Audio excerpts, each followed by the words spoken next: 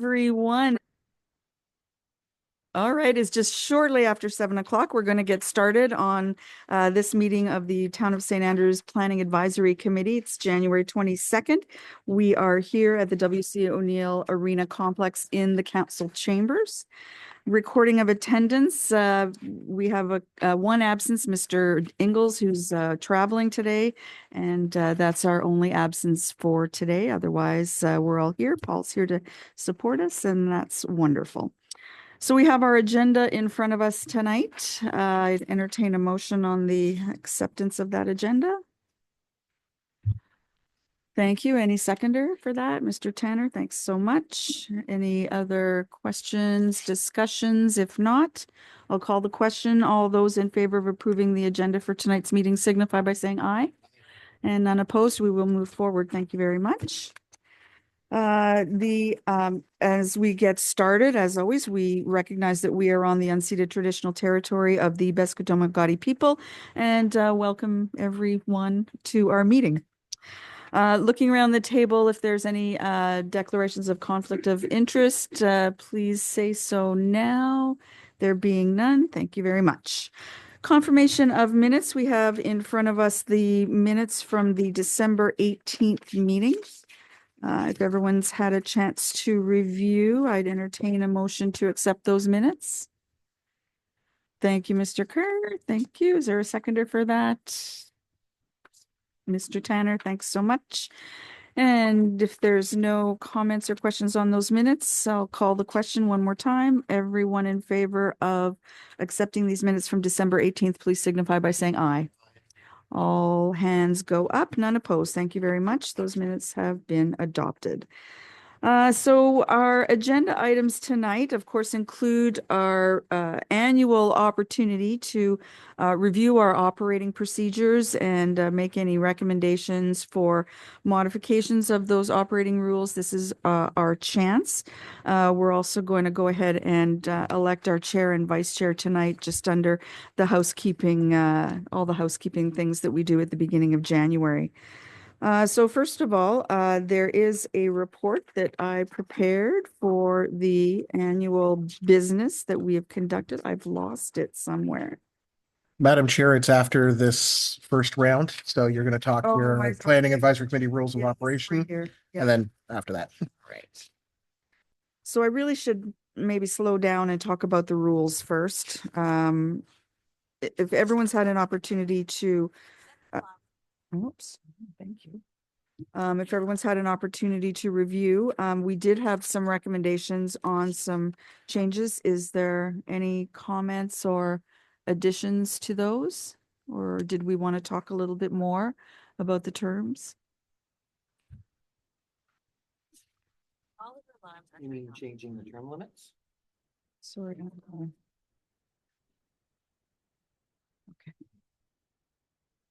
What was that? Sorry, Kevin. Sorry, it was talking about what we had suggested for the term limits for 1, 2, and 3 years. Yes. Okay.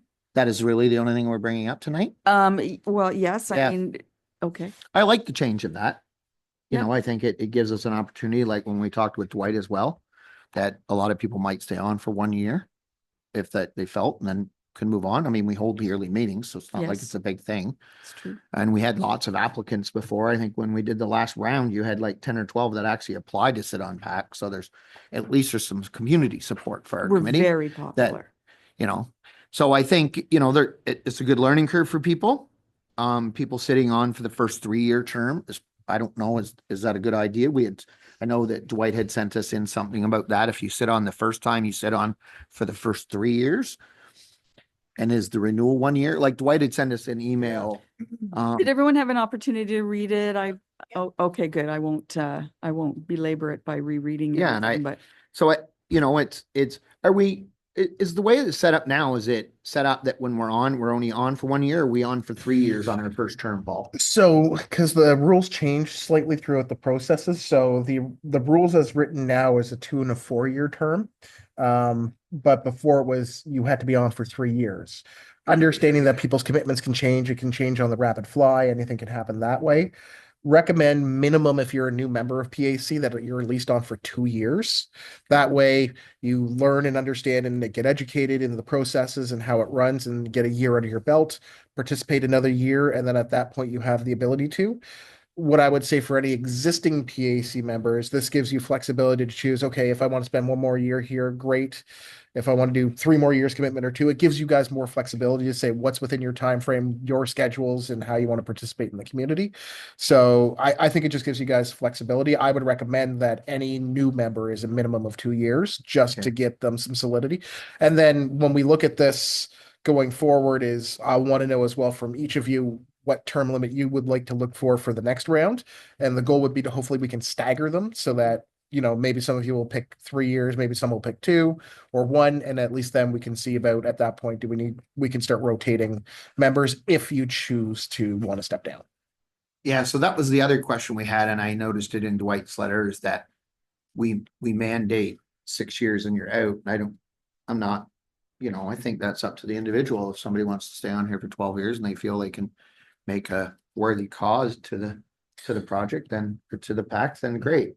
I've seen it in other ways and processes where you could be on for 3, 4, 5 years, then you mandatory to take a year off, and then you have the right to apply again. So, I mean, those are options if you want to look at, but for consistency, continuity, and the decisions of the members of PAC, I would leave it to you guys. In my personal opinion, I think giving you guys the flexibility of what's presented to go 1, 2, or 3 years, and then if you want to keep going, keep going. Like, I don't think there's any need for a limit unless there's something arduous that comes up with a member that we would have to address under like a code of conduct or something Yeah. like that. It would have to be something Yeah.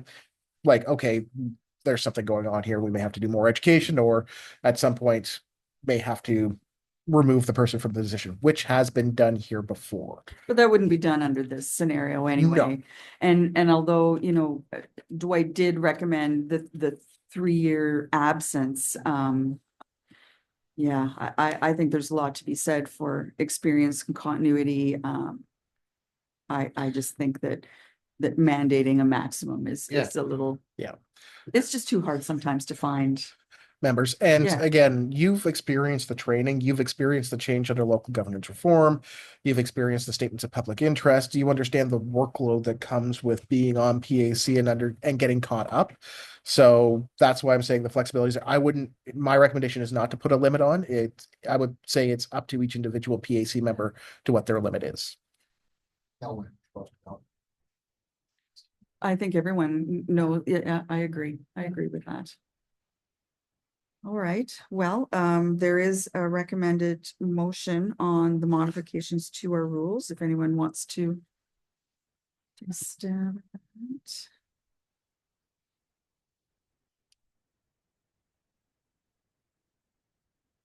Just.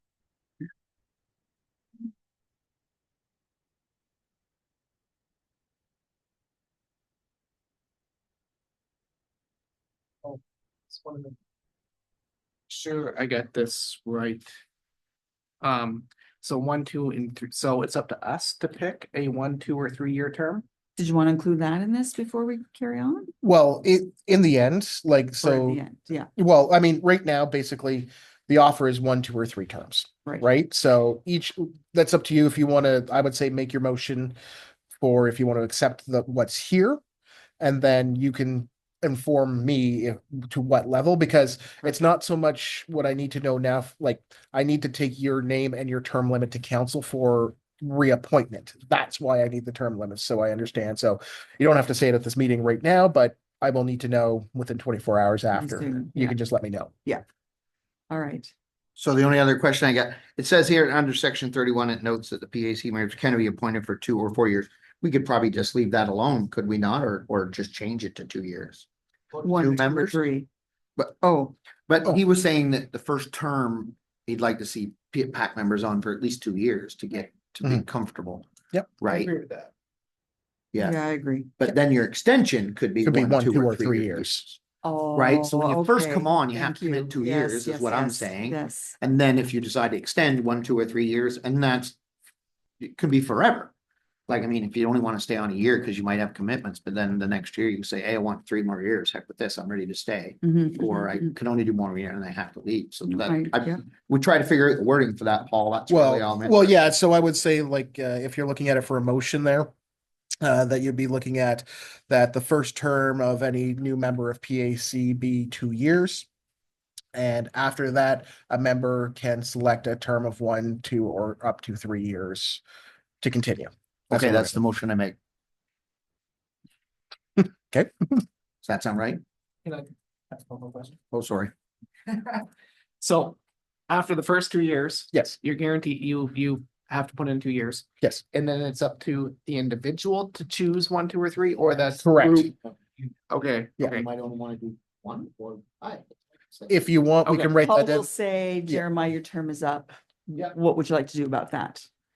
Right on. And then you have to take that to count. And then I take that to council because you have to be reappointed. So after your term is up, you have to be reappointed again to continue on. Okay. So that's where this would come in. So like when at the next council meeting, I'll be bringing forward your appointments. I will also be bringing forward Mr. Cross's choice to step away from PAC because we have to de-appoint him and then we have to reappoint new So members. this kind of, you know, for what Dwight said in his email, this falls in line with what he's asking for from what I read. Other than the maximum, I think Yes. Yeah. we're gonna take his comments and Yeah. turn them around into a rule. Yeah. So am I to understand the motion was made to include the first term being 3 years, then the option for 1, 2, or 3 under First through section 2 30? years. 2 years. 2 years, because we said we're appointed for 2 or 4. Okay. So we said you got to stay 2 years, but then after that, you can do 1, 2, or 3 years Okay. based on the PAC member's choice Okay, at the annual every January. It was really when good. their term is up. Yeah. Yep. Mhm. All right, so that is the motion, as clunky as it might be. Do we have a seconder for that?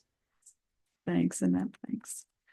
All right, so if we've answered everyone's questions, is there any further discussion? Don't want to rush, but if not, I will call the question. All those in favors of modifying our rules of operations to include term limits for the PAC members as described, please signify by saying aye. Aye. And none opposed, so that motion is carried. Thank you very much. Now we get to move on to the fun stuff, the appointment of chair and vice chair for this year. As always, even to an empty room, I will call 3 times for nominations and then go to a vote at that time. So if we're all ready, do I have any nominations for the chair of the Planning Advisory Committee for 2025? I nominate Jill. Thank you. I will accept that nomination. I appreciate that. One more time, are there any other nominations for Chair of the Planning Advisory Committee for 2025? And one last time, any other nominations for Chair of the Planning Advisory Committee for 2025?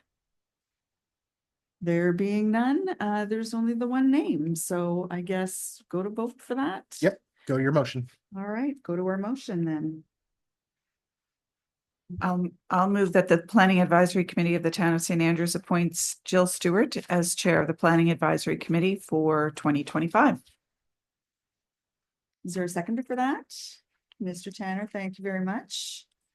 All right, if there's no further discussion, I will call the question. All those in favor of the appointment of chair, please signify by saying aye. Aye. And none opposed. Thank you. That was very loud. All right. Well, thanks again for your confidence. I'm happy to continue on as chair. Thank you. Now we'll move on to vice chair. Once again, I will call for nominations 3 times and then move to a vote. Are there any nominations for vice chair of the Planning Advisory Committee for 2025?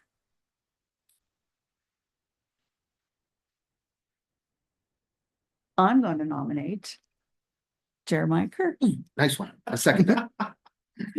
Oh, there's a seconder. Are you gonna let your name, are you gonna let your name stand? I won't say no. Fantastic. That was easier than I had hoped. Thank you very much. Yeah. We're recording. I just have one question. Before we nominate the chair and vice, Well, you've We already did nominate- nominated the chair. Right, right. Would it not make more sense to confirm if that person wants to stay on for 1 year, 2 years, or if this? Well, no, if this- so We only get 1 year as chair and vice, Right. so. Okay, so you can be renominated after that every year. So every year in January, we nominate the chair and vice chair. So they can change every year. So even if you were to take it for a 1 year term, you can. okay. Whereas like Mr. Cross has done, he did 2 years as vice chair, right? Right. Before stepping down. I guess what I'm saying is we haven't gone around the room yet and said, yes, I'll stay on for 2 more years. Yes, I'll stay on for. No, 1 we were gonna year. do that at the end or under separate Yeah. communication. to- Okay, I Yeah. was just thinking maybe that should be done before we pick the chair and. We can't hold a meeting without a chair and a vice chair.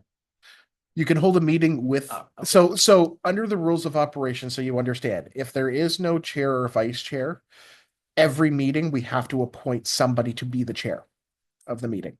Okay. So then it could literally rotate, but preferably based on the rules of operation, you have to pick a chair and a vice chair. Okay, And it's a 1 year term. And then after that 1 year, you have the right to renew if you so choose for those positions, but not saying, so let's say you didn't want to be vice chair next year, you would still be a PAC member. wait. If you chose to do multiple years or just 1 year and then renew next year, Okay. there's a lot of flexibility within that role.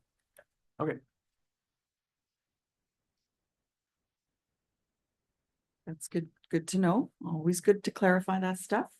All right, is there any other discussion? If not, I will call the question. All those in favor of appointing Jeremiah Kerr as vice chair for the Planning Advisory Committee for 2025, please signify by saying aye. None opposed. Congratulations. Welcome to the big chair. Stepping up in the world. Yes, sir. All right, now it's somewhere on here. I also prepared a bit of an annual report. This is reference number PAC 250111. Just very, very general report, go through the meeting minutes and figure out what kinds of files we addressed at those minutes, and then just a couple noteworthy items that I made note of here on this report. So if everyone has had an opportunity to review and absorb, I would entertain a motion on accepting this report. Unless you have questions, we'd answer those too. I'll move that the Planning Advisory Committee of the Town of St. Andrews accepts the Planning Advisory Committee 2024 Annual Report as information. Thank you for that motion. Is there a seconder? I'll second the motion. Thank you, Mr. Simmons. Any further discussion? If not, all those in favor of accepting this 2024 annual report, please signify by saying aye. All hands went up, so that report is adopted. Thank you very much. I found it kind of weird to compare the numbers of files that we dealt with last year versus in 2023. It was we were very busy in 2024 in comparison. Yeah. But there was definitely a pattern of some of the terms and conditions as I went through them. Anyway. All right, well, we're going to move on with our agenda. This is PAC 250107. This is regarding subject lot or subject owner 1889863 Alberta Limited, looking for a private access subdivision variance application. So the town has received a subdivision variance application from this owner for a lot along Route 127 for a 3-lot private subdivision access with private access. And I will turn it over at this point to Ms. Hartford. Thank you, Madam Chair. One moment and I'll share my screen.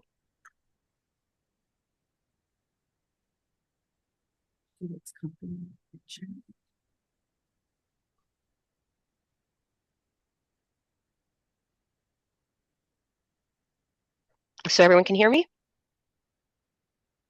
Yes. Okay, so as you said, this is the 1889863 Alberta Limited, and it's a subdivision application and a variance as well. So it's for the consideration of a private right-of-way for the development of land and consideration of a variance in length of the proposed right-of-way.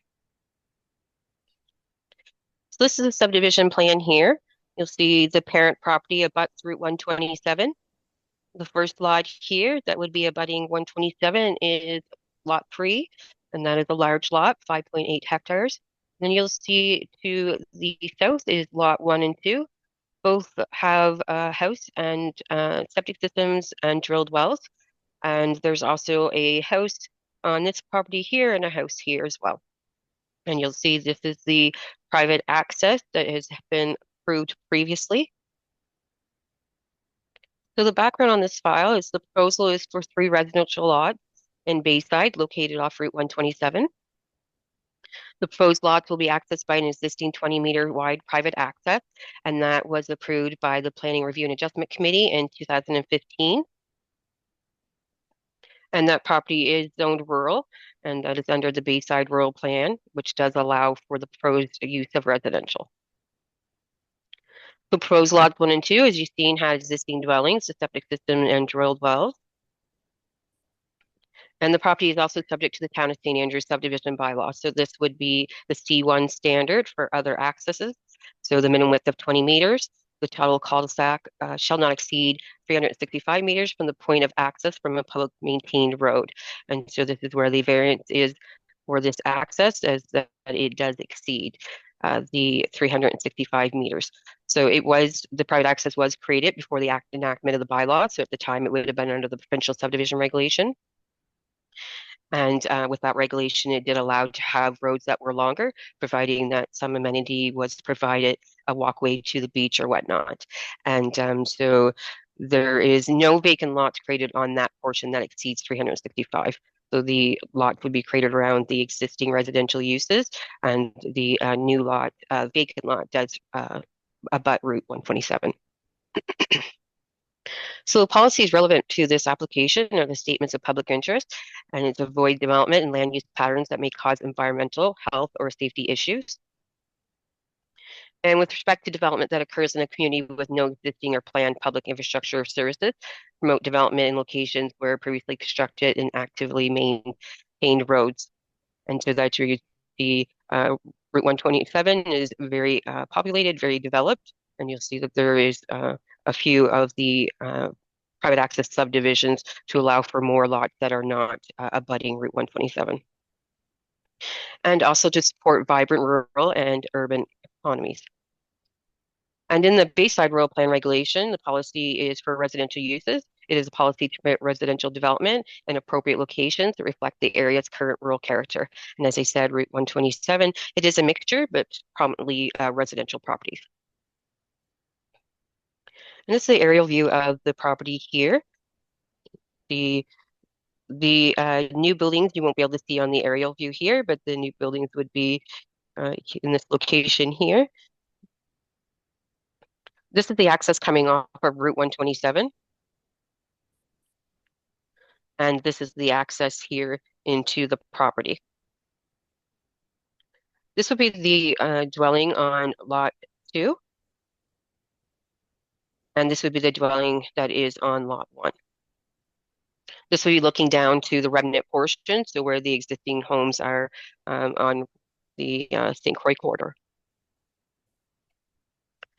So PAC is being asked to consider the creation of 3 lots in existing private access that does not meet the standards prescribed by the subdivision bylaw for Class 1, the C1, other access regarding the cul-de-sac length. So proposed 1 and 2 are created around existing dwellings currently accessed by that private right-of-way. So as the structures exist, the proposed lot do not pose more of a safety concern than already currently exists. So if we're looking at creating residential lots that are further than the 365, then we could look at the statements of public interest to say that, this could cause a hazard should we be, creating new residential buildings on lots that would extend more than 365 meters from Route 127. So the creation of proposed lot 3 is within the maximum length of the cul-de-sac, and it does retain the road frontage on Route 127, sorry. And so variances can be applied in situations where it's reasonable and desirable for the development of land. The existing private right-of-way does provide access to both dwellings on the proposed lot, and so the variance in length does not create more of a hazard than what currently exists. And so therefore, it is the opinion of staff that the proposed variance should be approved as it is reasonable or desirable for the development of land. And so for the recommendation, it is recommended that the Planning Advisory Committee of the Town of St. Andrews approve the private right-of-way of land private right-of-way and the variance in the length of the cul-de-sac for the development of land as shown on Plan 1889863 Alberta Limited Subdivision. And the final plan of subdivision must be stamped with a private right-of-way note. Thank you.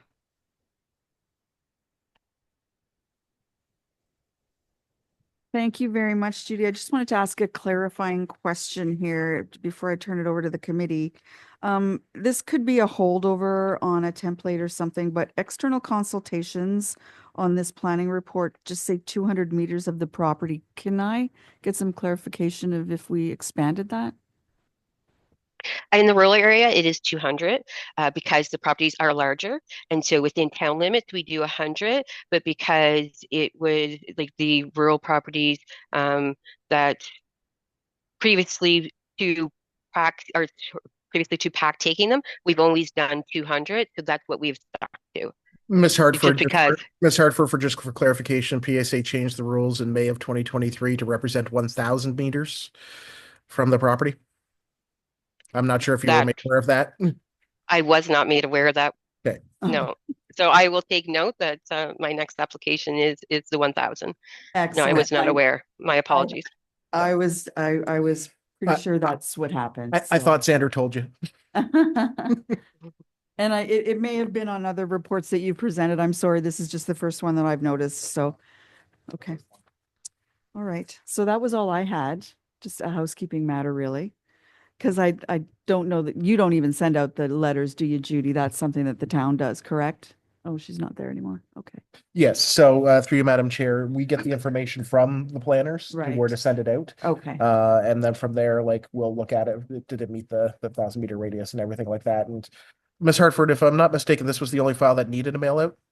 yes, today. That's Okay. correct. Yeah, Thank you. Yeah.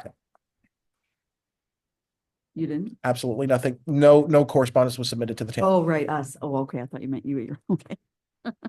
All right, well, thank you very much. Anybody else have some questions? Yes, Mr. Tanner. How far is the lot, the length of the road? Yeah, I take it exceeds 365 meters to the third lot. So the access length is about 680 meters. And so just 1 second, I'll see if I can get you a quick measurement.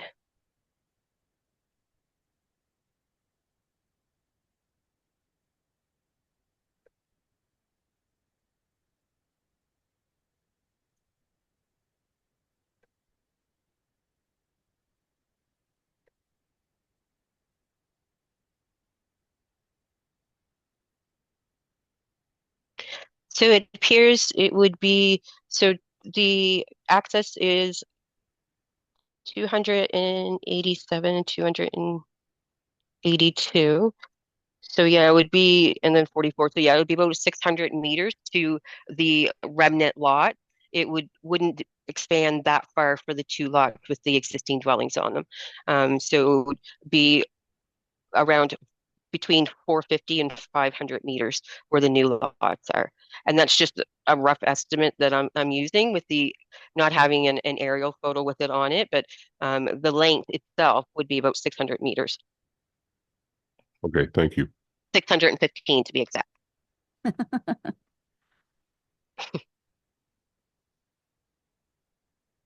Anyone else have any questions for the planner?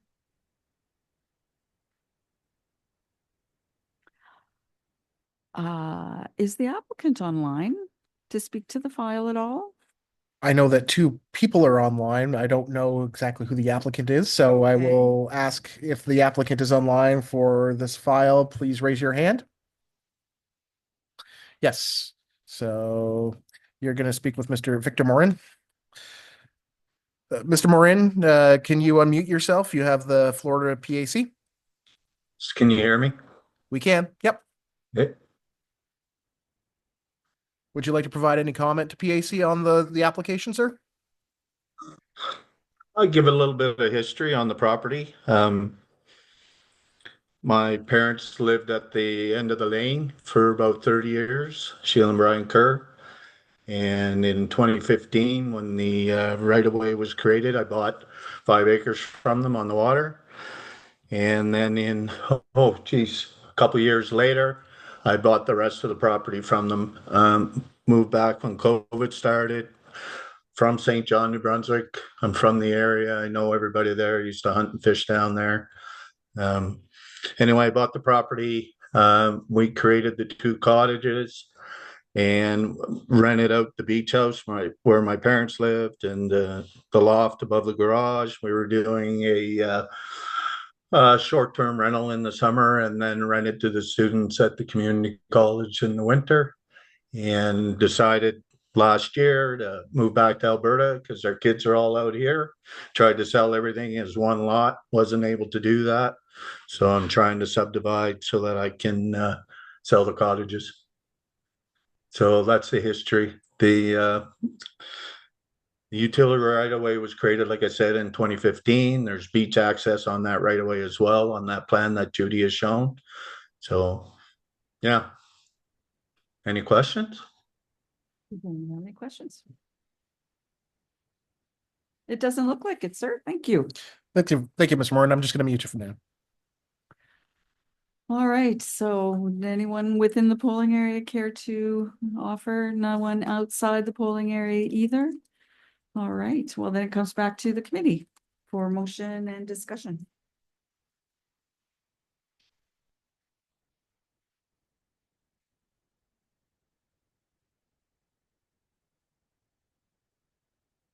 I'll make a motion. Yes, I'll make a motion that the Planning Advisory Committee of the Town of St. Andrews approves the right-of-way and the variance and the length of the cul-de-sac for the development land shown in Plan 1889863 Alberta Limited Subdivision. thank you for that motion. Any seconder? Mr. Simmons, awesome. Any further discussion from the committee, by the committee? If not, I will call the question. All those in favor of approving the private right-of-way and the variance in length of the cul-de-sac for the subject land, please signify by saying aye. Aye, none opposed. That motion is carried. Thank you. All right. Next item is PAC 250109. This is All Saints Corporation has proposed land for public purpose. And once again, I will turn the meeting over to Ms. Hartford for planning report. Okay, just one moment. I think I have my slides in the wrong order, so just bear with me for a second. You bet.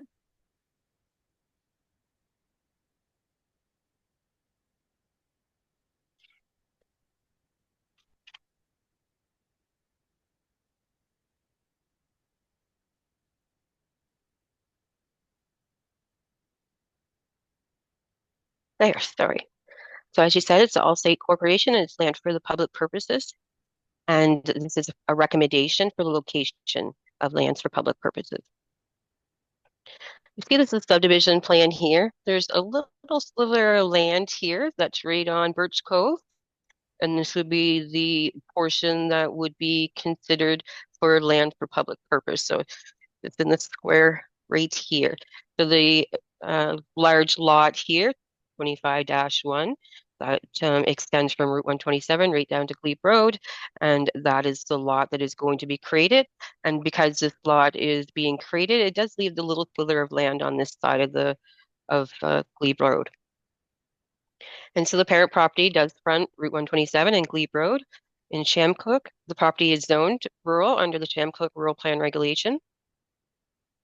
And the applicant will be creating the large parcel of land in Nature Trust of New Brunswick. And the small parcel, it's about 200 meters square, that is separate from the large piece.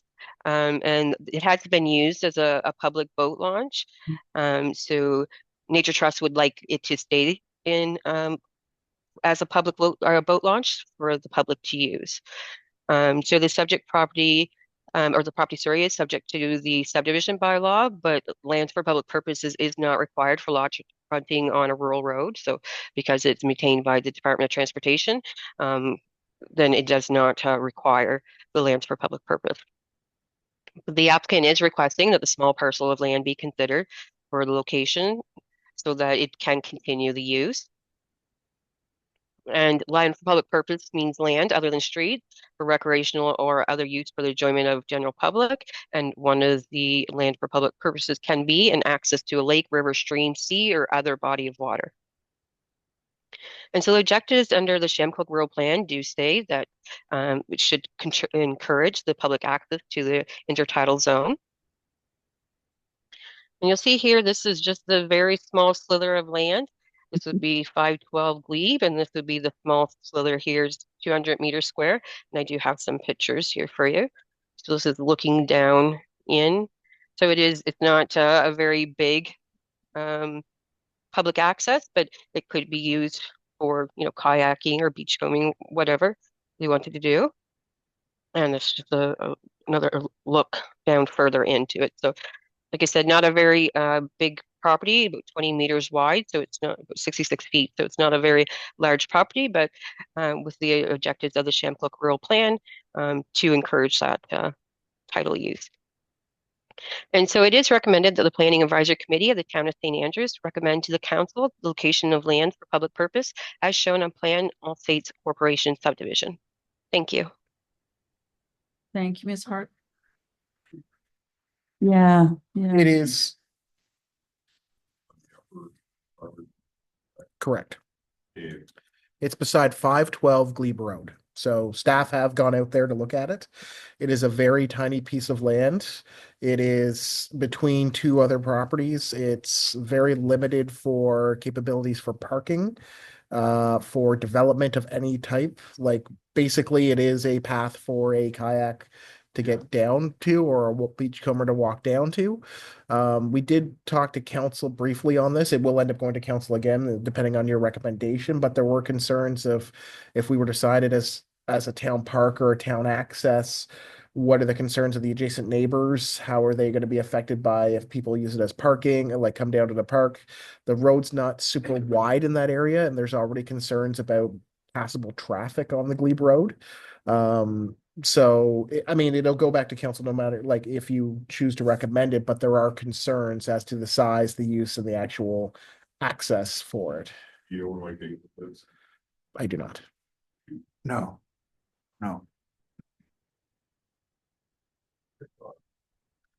To try to wrap myself a hard time. Yeah. Mhm. So I can tell you, like, it's like 512 and 520 Glebe Road. It is a very tiny, like, we had to stop and back up and look at it again because we passed by it when we drove by it.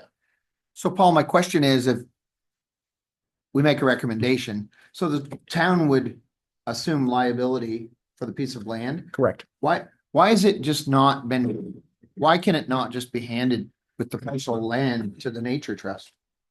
So then it upkeep can be whatever it is, because I know if we tell the town to do it, town's now gonna have to keep general access up and cleaned up, or do you just, because now it's town property, you're assuming liability on the piece of property? We assume liability, but then it comes down to, do we want to upkeep it? Do we want to Yeah. maintain it as an access? And that's a decision of council. If they wish to go that way, council has voiced concerns about, again, the neighboring residents, the parking aspects there, what we can actually do to it, as like if we were to label it and mark it, what's that going to lead to? It would need further review, but there was in general discussion with council at this point, there was concern. So how did it end up being severed off, even though that big chunk of land is being given to the nature trust? Would it only be, like, how did we end up with that little piece of land? I know when you create a subdivision, you're supposed to have lands for general purpose use given back to the Yeah. town, blah, blah, blah, blah, blah. But this piece of land is being given to the nature trust. So it wouldn't even, the other piece of land is giving to nature trust. So it's something totally different than a subdivision. Mhm. Typically, when we would do a subdivision and you had 10 lots, But it doesn't matter who the owner is. The same rules apply, right? but are Just you 'cause it's the creating a nature subdivision? trust. It's one piece of land. But They're just subdividing off So, one so piece you of know, land. and Ms. Hartford, you can correct me if I'm wrong. This piece of land was already subdivided years ago, or like, can you give a little bit of background history on if you know it? Yeah, so it hasn't, there has been a lot of land subdivided off that. But that large portion, there is going to be remnant land. So there's remnant lands that go down to Birch Cove into that subdivision. So there is remnant land. So it is taking that large portion off. the subdivision or the Community Planning Act does say that if a road is severed, then so if a road severs a property, you can actually subdivide by a deed. But in this case, it was asked to be taken as land for public purpose. I'm assuming that Nature Trust doesn't want to, maybe not, they won't be there enough to upkeep to take the upkeep of it. Maybe not the, you know, Yeah. I Got it. yeah, so Thank you, Ms. Harper. I'm gonna just pull up a like it could, but yeah, okay. yeah, just so that we can. I'll share screen my map here. Share that. Here. Hopefully, I can drag it over. Hopefully, it'll share nicely. Right, hold on a sec. So just give me 1 second. So I'm making sure I'm still sharing the right screen here. Yep, perfect. Awesome. So the Northern Glebe section. So that's where the new, well, the one level bridge is now coming down the line. Right? And I'll zoom in here. By Jack McElwain, it's down from his trailer, isn't it? So it's like right around the first few curves. So this is 512. And the property in question is right here. And it's 20 meters along the front here and 10 meters back. Yep. And I will drop us right there for us.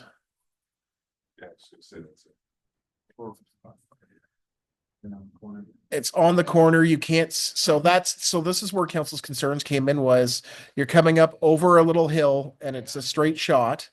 And then when you look at the other direction, you're going into the corner. And so this is where at the edge here, this is the 512 property, and then it comes into here. So one of the counselors had noted already, like when we did a brief discussion, that somebody was like parked here with a trailer a little bit farther down, and it really prevents buses being able to pass if the garbage truck came down. Emergency vehicles. There is concern because of the narrowness of the Glebe Road about it. So Paul, I got a question then. Yep. I'm just chucking this out there and it's probably illegal as hell. Mm. What happens if the town gets it? Are they allowed to clear that land completely of trees and make a parking lot at angled parking? Which means then you would have lots of room to drive your nose of your vehicle down in there. So the other aspect is, and this is something that's not seen here, is how high the tide comes up. Oh, right up over it. Okay, never mind. Right. So the tide itself, will come up. Wow. Well, it'll come up to just there's the line there. So Yeah. Mr. Acton and I went and took a look at this. So although it's a 10-meter distance that you could have, it's not.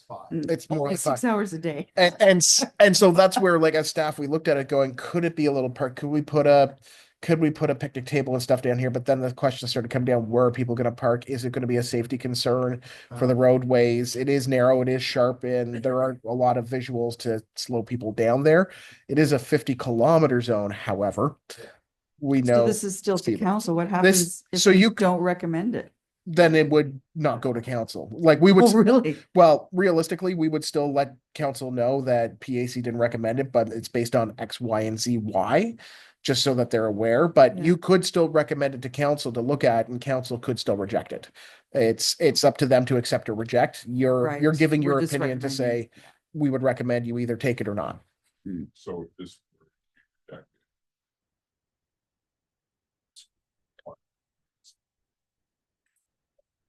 So no, so this is an odd one. Judy, do you have any information on that? Because it's not a standard request to give for land for public purpose, because generally it's 8% of land or it's cash in lieu. Am I correct on that, Judy? Yes, it is. And so with this subdivision, it doesn't require land for public purpose.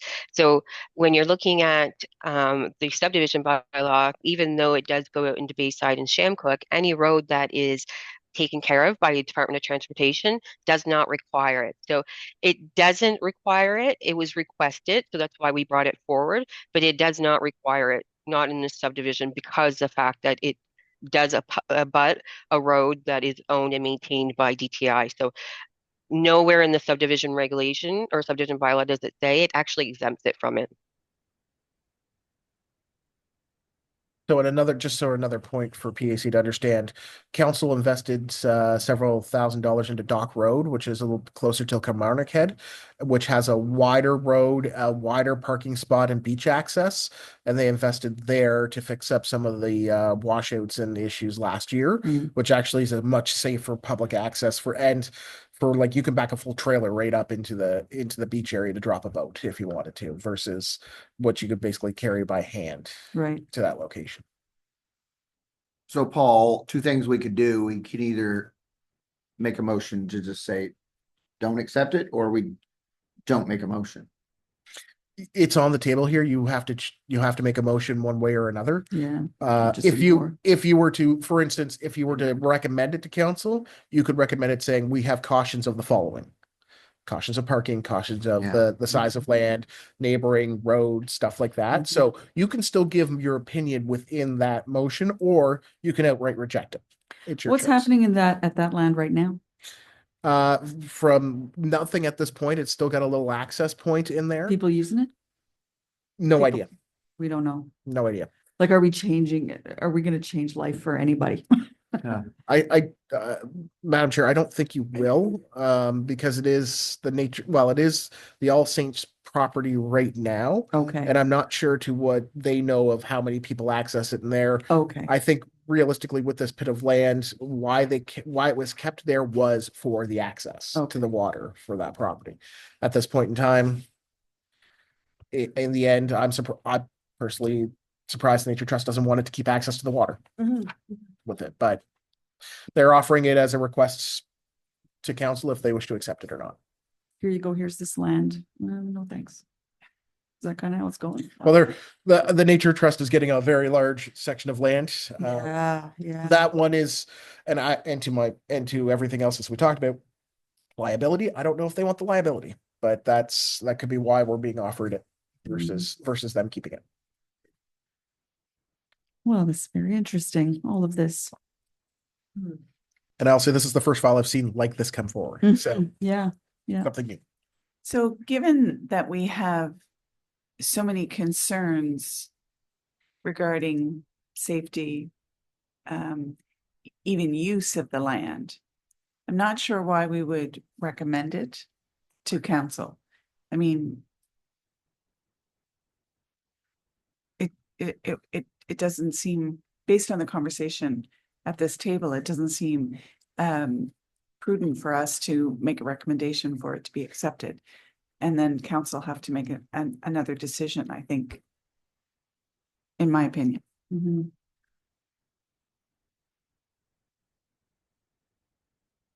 Comments from anyone else?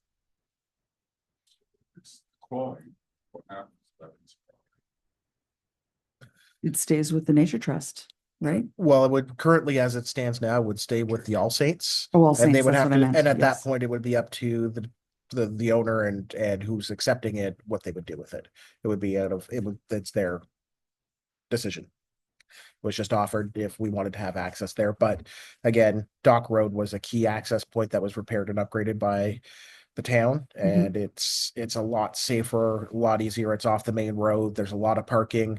And we know that is used by scuba divers and other accesses. Yes. So there's apparently in October they go and scuba dive there and cut pumpkins underwater. So it is used, and there are people that'll walk down on the beach and along that area. It's a lot safer as access, and you're not on blind corners. You're not. Yeah, it's a really nice spot. If you haven't been down, I highly recommend you. I go. haven't. I will.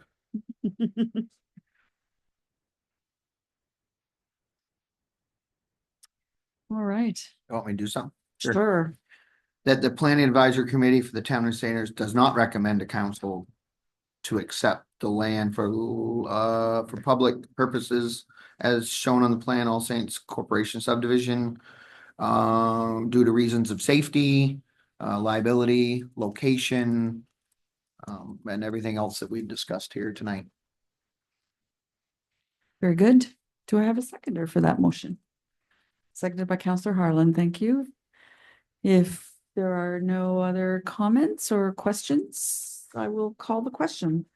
All those in favor of the Planning Advisory Committee not recommending to council the location of land for public purposes, please signify by saying aye.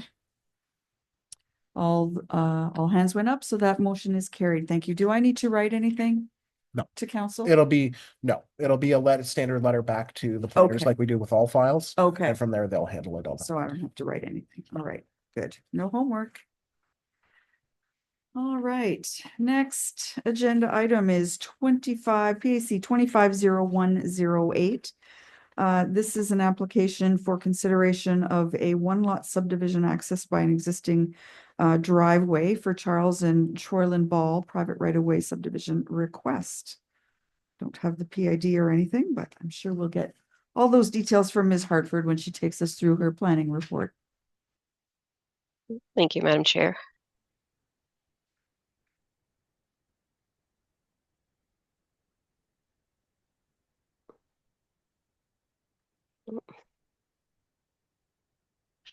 There we go.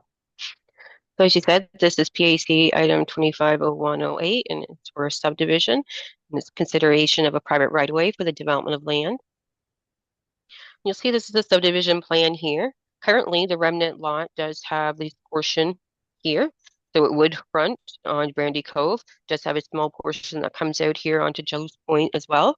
But the intent of the plan is to add a parcel of land to the Hodgson, sorry, property here to the north, you see, and which would then leave a lot without any access onto Brandy Cove other than the right of way as you see here. So there is two driveways into the property. So it wouldn't be the upper driveway, it'd be the lower driveway where the access will be. So the driveway closer to Joe's Point Road. So the proposal is for a one residential lot located off Brandy Cove Road. The parent property is accessed by the existing driveway, and this proposal will create a parcel of land to be added to the adjacent property, creating the need for a private right-of-way. And so the property is subject to the subdivision bylaw, so this would be considered a C2, and the standards for a C2 would be minimum width of 10 meters, and a total length of cul-de-sac shall not exceed 90 meters for the point of access from a public maintained road. So that would be if you were going to do more than one lot. And in this case, it is just going to be the existing access that is there for the residential lot. So the property is zoned state residential under the Town of St. Andrews zoning bylaw Z3, and it does allow for the existing use of the residential building. And the pros lot does exceed the dimensional standards for lots within the ER zone. So minimum lot size being 0.4 hectares, which would be 1 acre, minimum lot width of 54 meters, and a minimum lot depth of 38. So the policies relevant to this application is the municipal plan, general land use and development policies. Council shall use the zoning bylaw to continue to limit development to a certain number of buildings per lot for certain zones, set minimum sizes of lots, and set other conditions to maintain the character of the town. And then statement of public interest regulation with respect to development that occurs in community with no existing or planned public infrastructure or services, promote development in locations with previously constructed and actively maintained roads. And being a lot in the ER zone and be fronting the public street, then this would be within the statement of public statements of public interest, and also to support vibrant rural and urban economies. And so this is the this is the zoning map here. You see it's in the state residential zone. So this property here for 332, it has two PIDs. So you'll see this would be the access coming in here, homes back on this PID.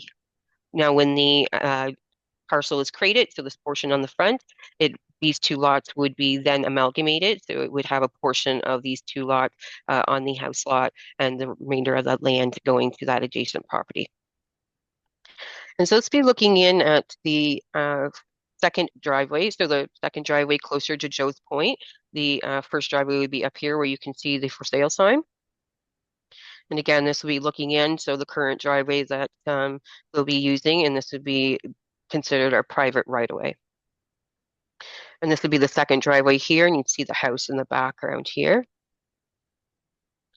And then just an aerial view. So you'll see there again, there's that second access. So this would be what would be considered on the private access, and a lot would be created coming down through here. And again, this portion that's fronting the two PIDs now would then be adjoining to the adjacent property. So PAC is being asked to consider the creation of a lot accessed by a private right-of-way. And the tentative plan does meet the requirements for minimum lot sizes prescribed by the town of St. Andrews zoning bylaw and all the standards prescribed for the Class 2 other access. So therefore, the recommendation to Planning Advisory Committee is that the PAC of the town of St. Andrews approve the private right-of-way for the development of land as shown on the plan Charles and Troylyn Ball subdivision. And you may have seen on the subdivision, there is a water course that runs down to on the it would be the northeast side. And so the final plan of subdivision must be stamped with the private right-of-way note and the note for the water course. So the statement has to be on the plan to say that this area is subject to regulation 9080, and that is the water course and wetland regulation under the Clean Water Act. Thank you.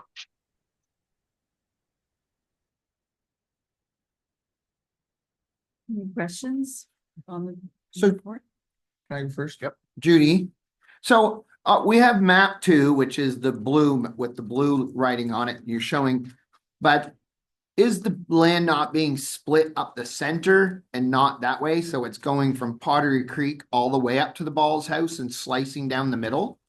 Is that what you're saying? Because the way it's looking here is that you're leaving the Ball's house on a property and then you're severing off the blue. But then when we look at the adjacent map called map 1, it looks like it's slicing it right up through the center and making a lot on the road and then bottlenecking the lot behind it. That's why they need another access. Like, I'm completely confused by the two maps. Mhm. How is the property being split? Okay, so because there's two PIDs there, that's where you're seeing that line. So Yeah. that line in the middle would be the existing line now. Now that lot would incorporate all of what you'll see for lot 25-1. So that line that's in the middle is just where the PID line is now. But when the lot's created, it'll be created out of them two PIDs. So it's not going to be created. It's not taking a parcel and then leaving the remnant. It's taking a parcel plus creating a lot out of two PIDs. So you're creating a parcel on the north and a south, then you're creating one with the house and then one vacant land on the bottom, but even though the vacant land is still adjacent to the roadway. Like Yes, yeah, that's correct. So the lot now is the 25-1 is going to extend from Hodgson's property all the way down to where you can see the lot that's the line that's sorry, I've got to zoom in here. It's hard to see the map, which I'm sure it's hard for you as well. So yeah, so you'll see the parcel A, there is that line that's going through and it's going through the parcel A and the lot, but that's a dotted line. So when you're looking at creating lots that have two PIDs, you have to show where the boundary used to be. So that boundary now would run through the middle of that lot right up to Brandy Cove Road. And the other lot would run right up to as well. And so this whole portion that's on the front that's taking in both driveways will be added to that adjacent property. So it leaves lot 25-1 with no road frontage whatsoever. Miss Hartford, can you actually pull it up on share screen just to? Oh, I'm sorry. Yeah. I'm completely confused with how the lot is being divided or subdivided or not subdivided. Gonna have to here in a minute. This is just. So, okay, so right now the lot, this would be the dividing line. So this portion would be this one, and this portion would be this one here. Yeah. What they would be doing is this would be all of lot 25-1. So all of this in here. Can you see my cursor? Yep. Yeah. Yep. So all of this would be lot 25-1, taking a lot out of two different PIDs. And this whole portion here on the front would be added to lot 81-1. So then therefore this here would not have any road frontage other than that tiny little sliver that comes to Joe's Point Road, which is 6 meters. So it's not enough for a lot width. So that's the only what would be retaining road frontage is what's on Joe's Point. So again, this block here would be the lot and this block here is the parcel. And this line here is the dividing line that's currently there. So that's currently there between PIDs 1516213 and PID 01 0.324995. Yes, yeah. So And if now that I, line is running, let's say by the orientation on this page 37, that PID is, or those two PIDs are split sideways, and now we are going to take both of these PIDs, 151 and 013, and you're going to now draw a line up and down based on the orientation on map 2 here. Yeah. And then leave the house at the back and create the new lot on the front along Brandy Cove. Is that what I'm hearing? it wouldn't be a new lot, no. So it's going to be added to 81-1. So parcels and lots are two different things. A parcel is something that you add to an adjacent property that or exists, and the lot is when you create a new lot out of more than one property or one. It could be just one PID, it could be two PIDs. In this case, the lot being created out of two PIDs, they are owned by the same property owner. And so they're just amalgamating these two properties into one. And the remainder of the two properties will then be added to this property here. So this will be a part of this property here. So they would have all of this on Brandy Cove and their road frontage on Cedar Lane as well.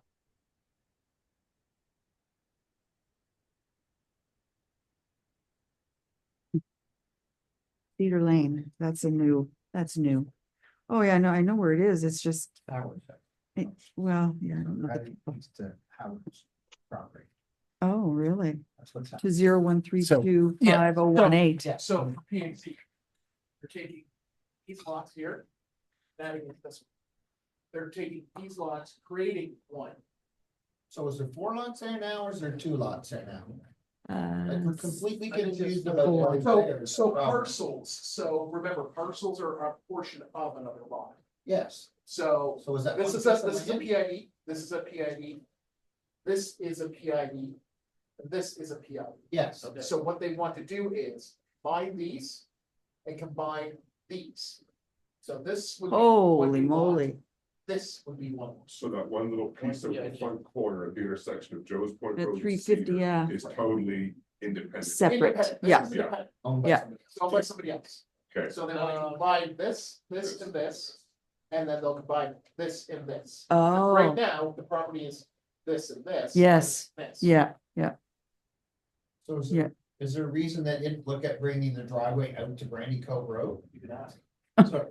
Sorry, so Judy, is there a reason they didn't look at bringing a quick, easy road at the Brandy Cove Road with an easy access coming off that property?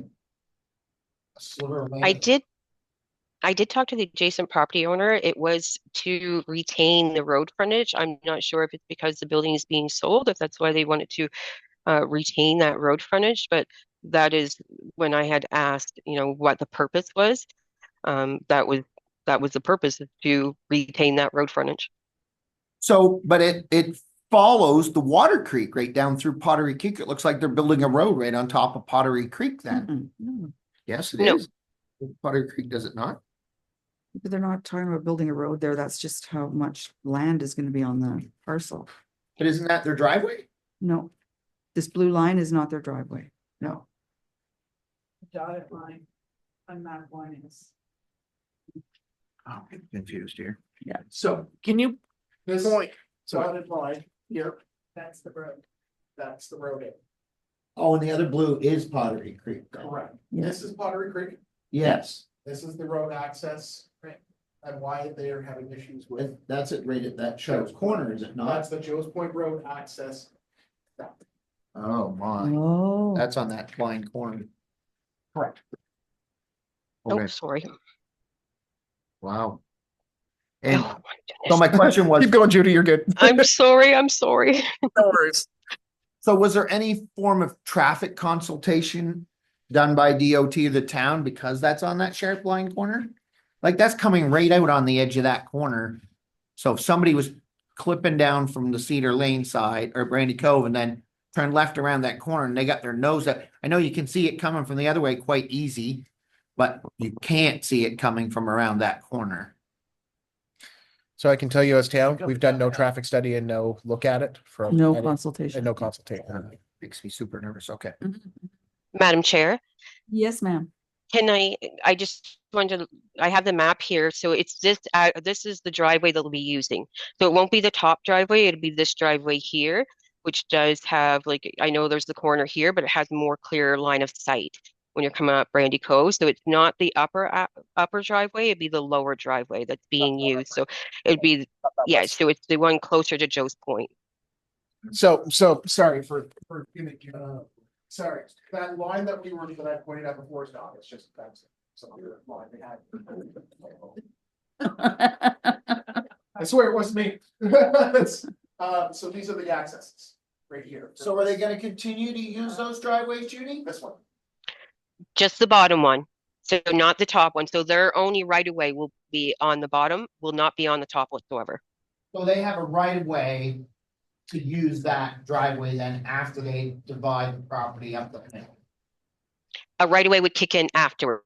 So right now it's just their property, so they get to use it because they own both properties. But if it was to be sold, or sorry, if it was to be created, then yes, it would need a right of way from the adjacent property owner to use it.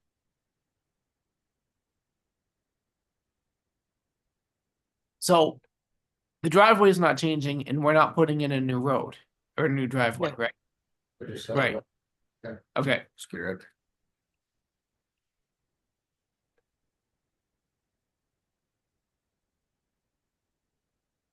Clear as mud.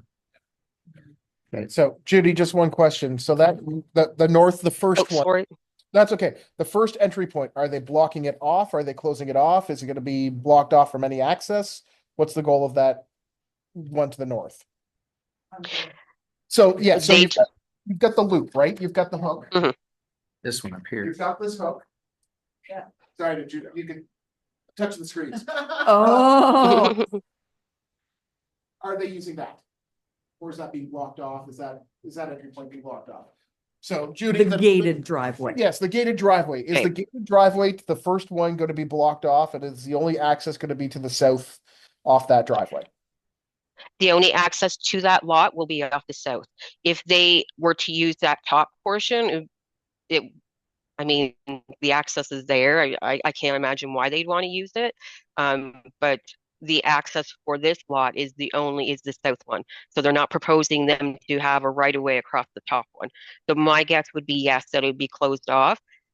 I can't see a reason to keep it open because they have access now from their property. They could access it, I'm sure, unless there's could be a fence that, on the boundary line, and maybe they wouldn't be able to, but I'm not sure why they would want to access it. It wasn't, when I talked to the adjacent property owner, it was more about acquiring that land and ensuring that it was to stay and not be sold with that house.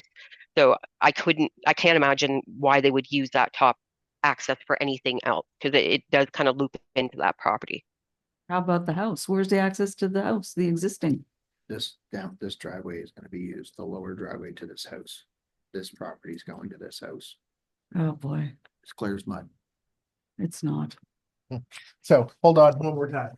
So basically, they're creating a lot here with the back portion of the property here. Yeah, creating a line this way. Right? So that's your line. The sections here are gonna go up with that his property, the 0132508 or 118. Yeah. So this whole frontage is gonna go there. In order for them to maintain an access right of way to that house, they need a right of way from here. Which the new property owner is gonna give them after we allow the subdivision of the property being split this way versus this way. Correct. Sure And then hope they so. sell this piece off to Howie, and this piece stays with that, and Howie gives them permission to put. To use, Yeah, yeah, okay. to get access. Clear as mud, you got her. It's an interesting file, I'll say the least.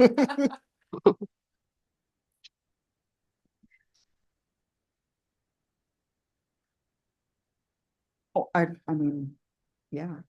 Are there any other points of discussion or questions?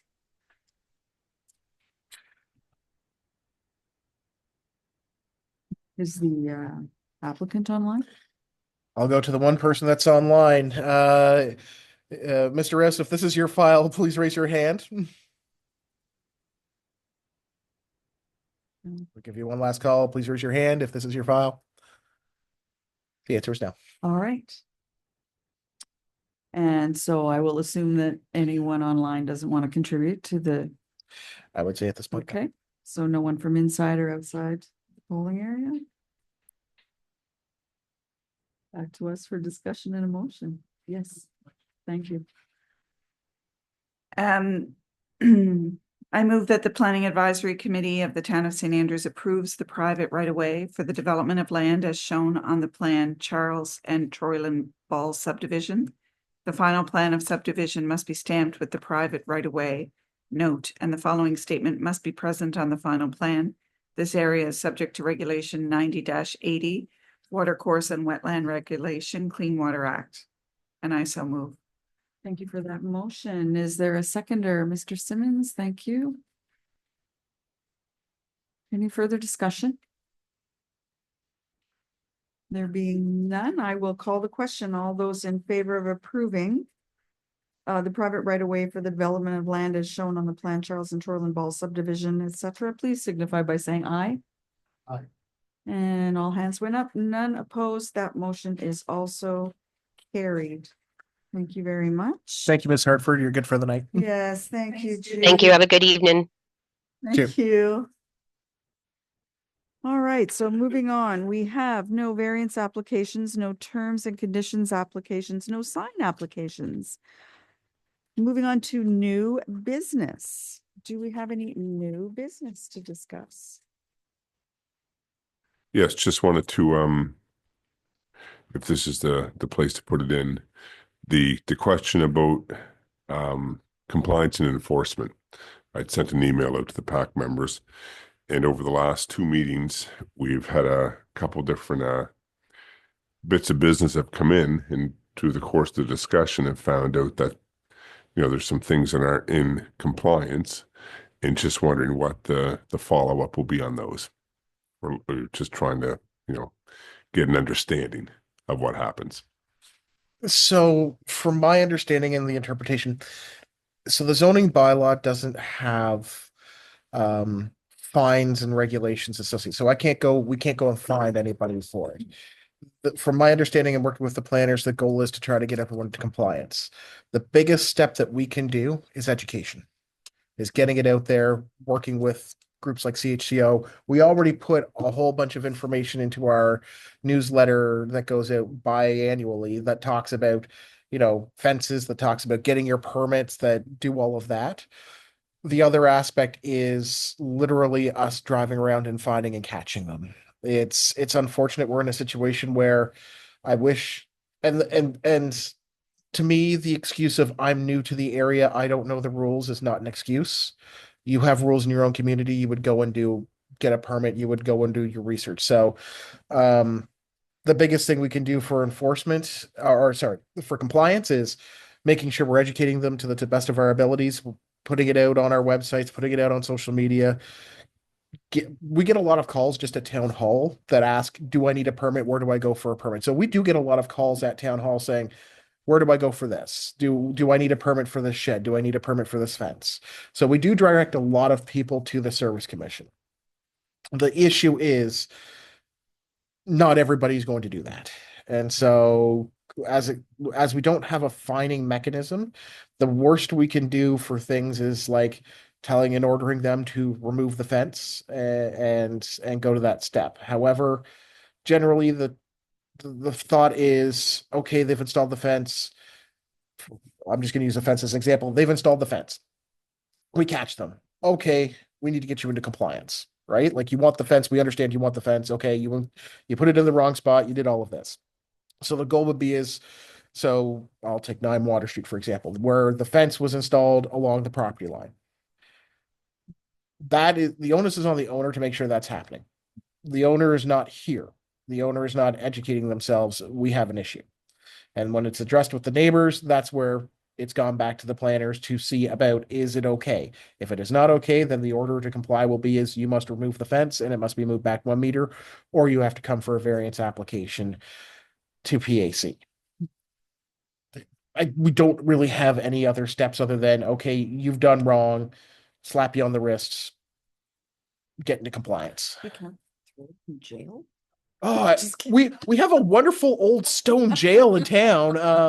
I hear it's comfy in the wintertime. No, Yeah. it's So, it's one of the Paul, hardest things we battle. Yeah, So- definitely. So to clarify though, then if so if they come to PAC for a variance. Yep.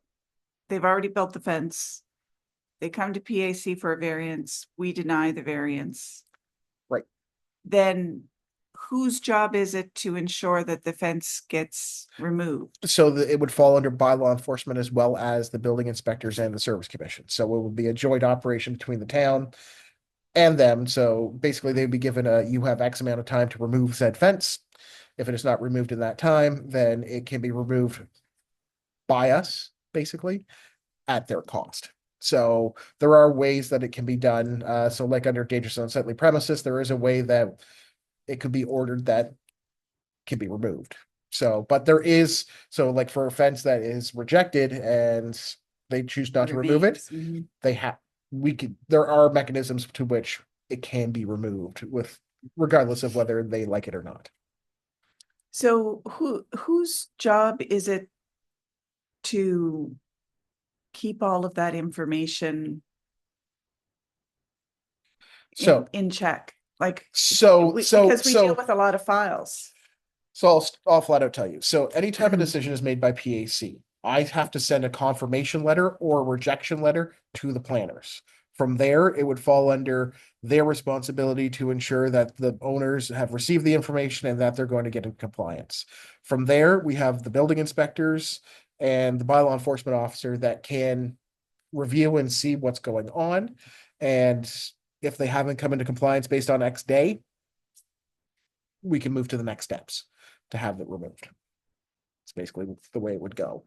Unfortunately, there are limited amounts of people, but when we flag files that are rejected, so for instance, I will take 17 Patrick Street as a prime example of that.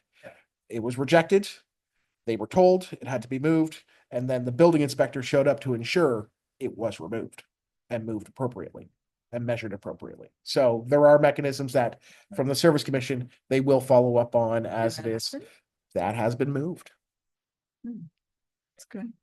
So and I can confirm it was moved because there were people that actually called in and said it's being moved. So it's not just us. Wow. When you do a polling to the neighbors, Yeah. they are also a mechanism to say, are they following the rules? So Yeah. it's not an easy task, but it is something that we do the moment it is flagged as there's an issue, we're on it. And it's up to both the service commission and the town at that point to ensure they're following and the decisions of PAC as it comes to it. But it's time consuming. But Yeah. when we know the file is rejected and they must remove it, I flag it directly to my bylaw enforcement officer and I say, and I'll ask him when does it need to be removed? And I make sure that he makes sure he patrols it. And then if it's not removed, we go to the next level. And we have one building inspector for all of Southwest. Oh, we have three. There are 3 building inspectors for the Southwest and they all have different levels. So like Mr. Faulkner is a level 3. He's the highest level of building inspector that you can get. And it took him 20 years to get there. Oh, a little bit. But in the end, like we've got very good building inspectors. And again, when it's something that's flagged and we see it and it's been rejected and we know, then we're on it. And I can even tell you just from some of the other files that are just actively in construction right now, things have been flagged and things that have been stop work ordered and told to, until we figure this out, don't go farther, or, it must come to council or other, Mhm. right? Like, so there are steps in place and mechanisms that if it is flagged, then we do. But when it comes to just original people going to get their permits and doing it appropriately, we do get a lot of calls, but there are people that'll just do it. And we have informed and we've sent multiple letters to the fencing companies to say, make sure they have their permits, make sure they're installed, or it could result in them getting their stuff ripped up. So, but regardless of the situation, the onus is on the homeowner to make sure they're following the rules and regulations. So the property on Water Street that wanted the granny suite and there were already too many buildings on site. The building inspector is following up on that and has been flagged, and they will they'll have it checked for construction and setbacks and stuff like that. And if it's not the right way, they'll be ordered to move it, or they'll be, if everything is okay, they'll be given their proper permits, hopefully, if it was constructed appropriately.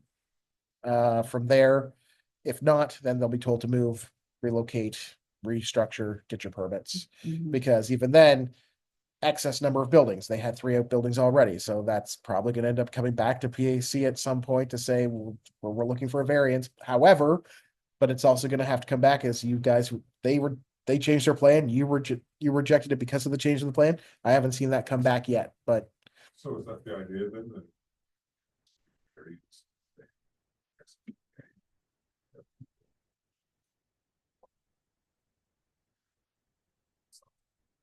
well, the assumption is it would still have to come back to PAC if they wanted a variance to keep all 3 buildings. So it would have to still become a situation of you're allowed 2 outbuildings on your property. If you have more than that, or more than 3 out structures on your property, you have to come for a variance. If you don't get the variance or you don't come forward with it, there has to be some enforcement measure from the Service Commission to say something has to be removed and goes from there to again get into compliance. And the thing is, when it comes back to is, we can also make sure that setbacks are, Met. that they're not sitting on the property line if the building is sitting on the property line, and they follow the proper setbacks that are in the bylaws, depending on the placement on the lots. Or if the fence is on the line and they didn't apply for it, I mean, we're pretty standard on the 1 meter setback. They'll have to be moved, so it depends on from what situation, what comes at us.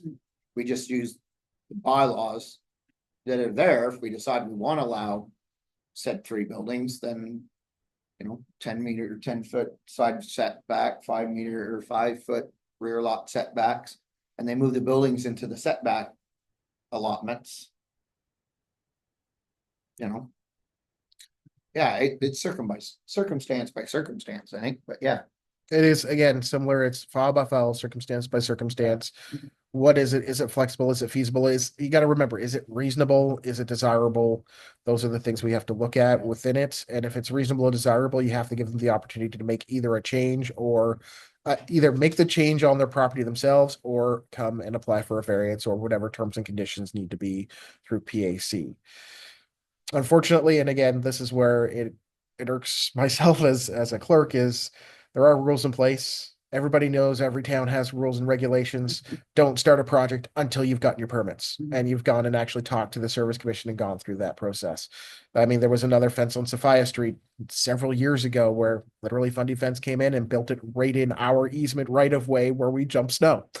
And we had to go to the property owner and say, understand this, if this remains and your fence gets damaged, it's not us. Like it's and there was a file that came and PAC was okay with it there as long as the town was okay with it. So there was requests and access, but we still went back to the property owner and said, you cannot come back at us for if we're plowing and we've got a ton of snow and your fence breaks, that's on you because you chose to build it there and don't let it get into a dilapidated state. Exactly. So it's a bit of a pain. I guess Yeah. is the better way to put it. It's not easy to enforce. Yeah, I It's think we about can- a compliance and is it reasonable? Is it desirable? And if it's neither of those, then we got to go to the next levels of how do we modify, change, or remove. What happens if there's a stop work order and it's not been adhered to? So there are certain things within the building code. So there's zoning bylaw, and then there's the building code and all of those. Those have fines and regulations associated with them. I know for an example of a development that occurred where they ignored 2 straight stop work orders. And it ended up going to the court because it was a hefty amount of fines and they begged for forgiveness versus the waiting to ask for the permission and the right permits and making sure everything was in line and making sure so it can go all the way to the courts. And in the building code, it's got some hefty fines. Yeah. Yep. And even then there's a new set coming forward here shortly as well. Yep. Oh, thousands of dollars for like if you negate a stop work order from a building inspector, they can just start hitting you with fines. Like For every day you're still. for every day you're violating the act, for if you've done something that they've told you not to do, like don't work on that wall, and you work on that wall, boom, you can be hit with another fine. It's within the acts themselves. The acts have stronger fines and penalties that can be issued immediately, and then they can be issued right to the courts. So depending on the level of issues that have occurred with stop work orders, they can escalate very quickly. Why not fine people for putting up fences where they're not supposed to put up fences? And So my recommendation is when the zoning bylaw comes forward to you, that might be a recommendation you want to provide to council, is say, well, you might want to build in administrative penalties into the zoning bylaw, because they're not there now. Not to say that they can't be, but they're just not. So if that is an avenue that we would like to go as an enforcement measure, it is possible that it would have to be approved by council in the end, but Yeah. that is something you could recommend. I don't think it would come as a surprise that we would recommend something like that, or similar. Just, I mean, anyone listening into our meetings will be pretty well educated on how we feel about that sort of thing. So it wouldn't be a surprise to council to see a comment like that from this committee. Correct. And I will also note there will be at your next meeting, you're going to have an obtaining views on fences. Yeah, I 'Cause read they that today. they want to change, we want to change and present changes to the fencing section, because it is bogging PAC down, and there are other avenues to which it can go.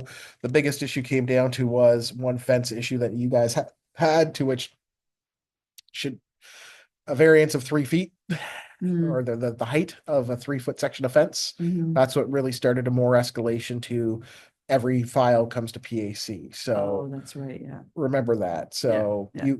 PAC did ask for it, but also we understand that there are some of these files, like, okay, it's 6 feet high, it's within the realm, it's not electrified, it's not anything, and you guys are just passing, rubber stamping something that could be done by the development officer. So to some levels, yes, they can take over some of these files because they don't really need. I think it was the Full variance. inconsistency that maybe we didn't like, because sometimes we would get the files and sometimes we wouldn't. I think that was our biggest problem. Like, why are we deliberating this one but not that one? So. Yeah. Yeah. And that's why, and the way they've got it worded and structured, and you'll see it come forward at the next meeting, is it's a little more structured that won't happen. Mhm. And anything that is of basically medium to higher level will come to PAC for consideration. Mhm. Anything at a lower level, that's general standard operating, everything's meeting the rules. If they need a slight variance, and the planners can do that. Well, we've been looking for modifications to that bylaw, so we look forward to looking at it. As a follow. Mhm.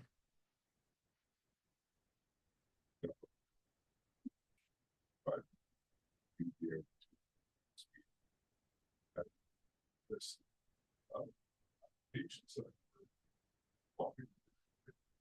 a follow-up action that's been down the road, just like Yep. I said, 117 Patrick Street.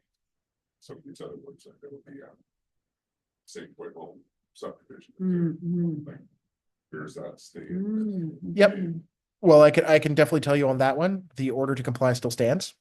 They have not finished the trees, and it has not met the standards to the recommendations of PAC and the planners. So Yeah. but yes, I can go back through the files that were rejected and what's been done with them. Yes. Yep.